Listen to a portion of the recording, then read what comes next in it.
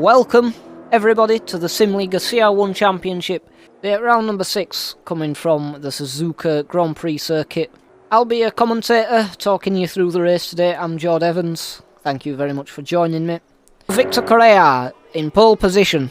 Arthur Gra in P2. Valentin Gajewski P3. Dario Imla P4. Mission Spinau did get his lap in actually, so he goes P5 ahead of Soteris Talk by 3/10, and Chris Walker's only 7/10 behind Spinau. So these guys who are battling for position in the championship are definitely going to be battling for position out on track. And then we have Alessandro Rebec, Nicola Cima and Danny Caffey in P10. A couple of drivers didn't manage to set a lap time.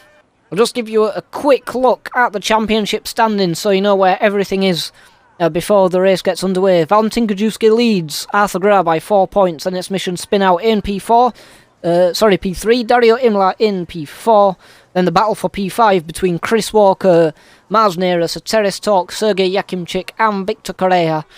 For the rest of the field, for P10, you have Alessandro Rebec, Sally Olnage, Danny Caffey, Pascal Elspas, and then we have Mallard P14, Julio Rose, Samuel Koivico, and Nicola Cima.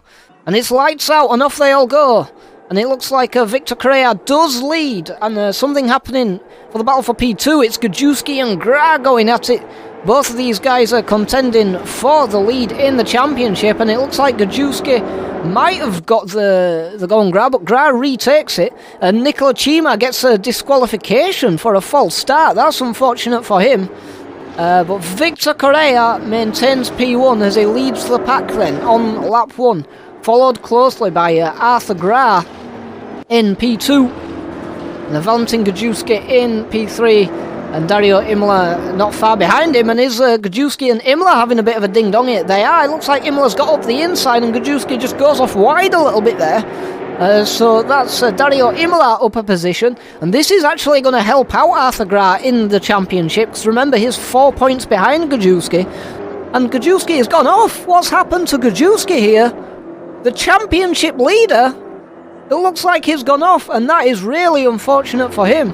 That's also put Mission Spinau up into P4, and is this Soteris Talk going for a move up the inside? There's a little bit of door banging, a little bit of contact, but Spinau manages to hold on just for now, as Soteris Talk, all over the back of him, is going to bring it towards the left now, and it looks like Spinau has held on just for now. Look how close these guys are in the battle for P6, a little bit of contact there, but it looks like Alessandro Rebec is going to pull ahead, and behind him, Felipe Farinaki side by side with Jordan Campbell and Chris Walker behind them. This is so close in the midfield as they come into the tight left-hander, the hairpin there. And it looks like Farinaki is going to hold on to his position just in front of Jordan Campbell and Chris Walker. And oh, what's this? It looks like Alessandro Rebec's gone off. And that's let Farinaki and a couple of other guys back through.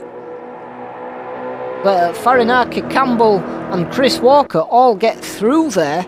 And it looks like Chris Walker's making a move up the inside of Campbell. And he just snuck it up the inside there, but Campbell's going to have the inside for the hairpin, and he's going to retake the position as Walker just went a little bit deep there. So this is some good battling here by these two.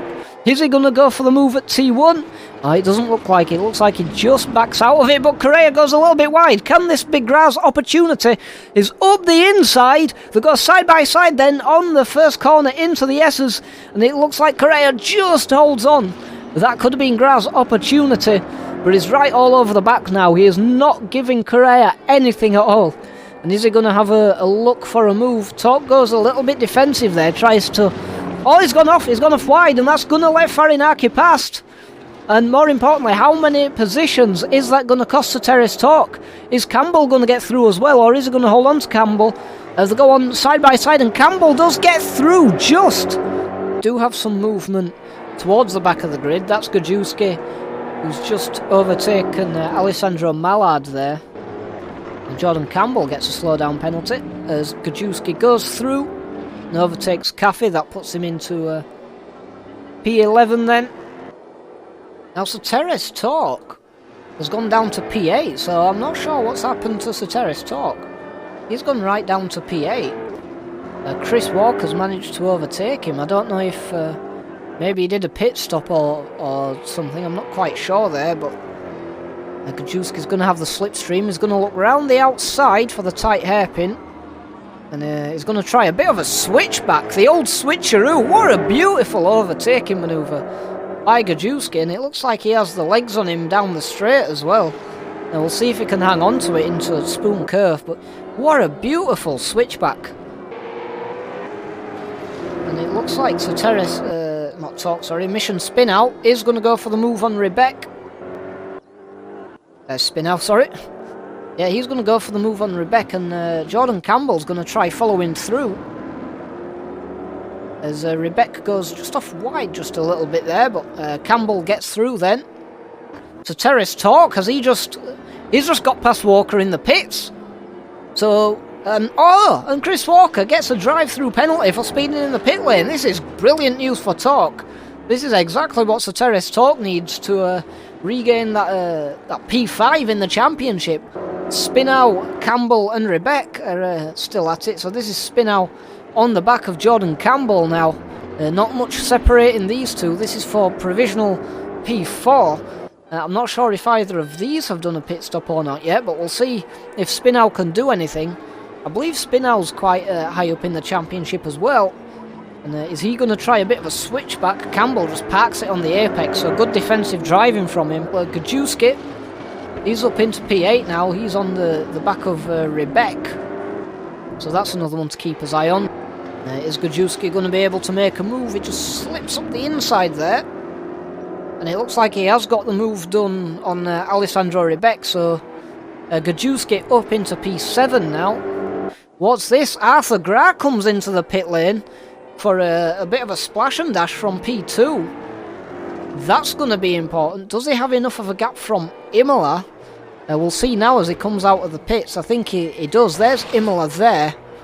And he does have enough of a gap to finish P2. This Victor Correa coming into the pit lane now. It is from P1. Now, is Arthur Gra going to be able to overtake Victor Correa in the pit lane as we come into the final 3 minutes of the race? This is massive. Where is Correa going to come out? He's coming out just now of the pit lane. And where is Gra? It looks like Gra just doesn't quite have the legs, but he has closed that gap down. It's less than 2 seconds. Now, Victor Correa had a 4-second gap, and it looks like Gra's bringing it down even further. And it's just over a second gap now to Victor Correa, so that's important. And that's Spinow looking for a way past. Jordan Campbell goes off wide, and that's going to let Spinow through. More about Farinaki, he's gone off as well. So Spinow now up into P4, but what's this? Is Arthur Gra going to be able to overtake Correa at the hairpin in the final 2 minutes of the race we're coming up to? This was a brilliant strategy call from Gra. The final 2 minutes of the race for the lead of the race. And Gra is all over Victor Correa. It looks like Campbell has overtaken Spinow, so Campbell up into P4 there. And has he gone round the outside? Has Gra made a move round the outside of Correa? And it looks like there might have been a bit of contact there, and Gra does get the slowdown penalty, but he does sneak past Correa right at the end of the race. Now, was that a legal overtake? The stewards might be looking at it at the end of the race, but that's the race, and it looks like Arthur Gra might have just stole it at the end there. Dario Imola then, it looks like, did he make a mistake? Because Campbell's right on his back. This is the battle for P3 as he goes off at the chicane as well. He gets a slowdown penalty. But I think Imola is going to close out the podium here. Followed by Jordan Campbell, who does eventually get that P4. And no, did Imola run out of fuel right at the end? It looks like Campbell's finished P3. Mission Spinow's finished P4. Dario Imola's finished P5. I think he ran out of fuel. Farinaki P6 then. And that's Valentin Gajewski P7. Soteris Talk, he's just coming across the line in P8. With P9, Alessandro Rebek. P10's currently Sally Alnagi. So 2 positions behind him and Chris Walker. That's going to be good news for Torque in the Championship. Then we have Alessandro Mallard, P12. And who's this P13? It's Danny Caffey. Then retirements from Ali the Boss and Nicola Chima.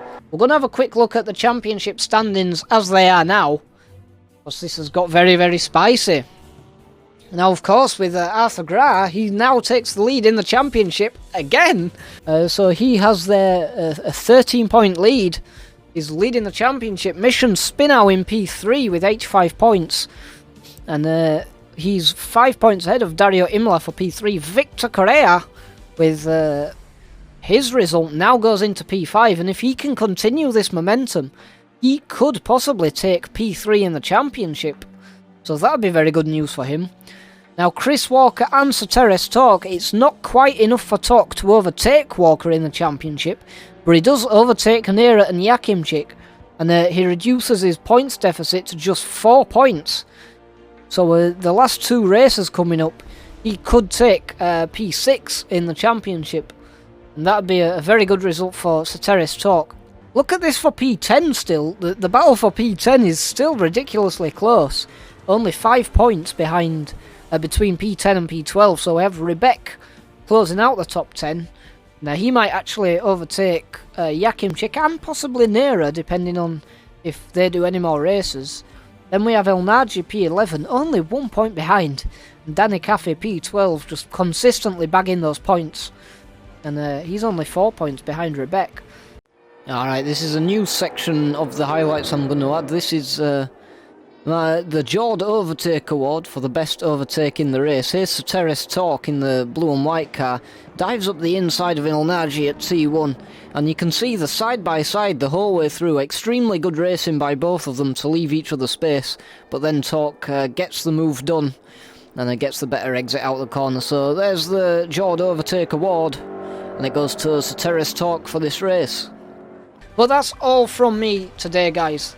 Thanks again for joining. I'll see you all next week at the same time for round number 7, the penultimate round at the Sepang Grand Prix circuit. It's going to be a fantastic race. Sepang is one of my favourite circuits, so it's going to be very good to see what happens there and see how this championship unfolds.